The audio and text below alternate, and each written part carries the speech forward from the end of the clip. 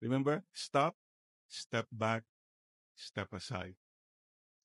Ask the Lord today, Lord, deliver us from overthinking, overhurting, and overfighting. People can be right too, not just you. Now, humility is a relative of gratitude. If you are humble, you can be grateful. If you are grateful, you are humble. So, how about gratitude? Sisters and brothers, problema ng marami sa atin, you are a complaining person. Are you always complaining?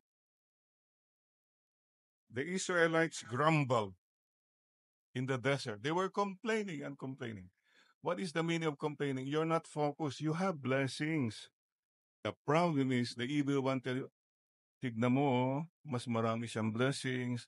Ayan, you lose your focus on the Lord. Instead of saying, thank you, Lord, you're comparing yourself with that. Don't compare yourself with others.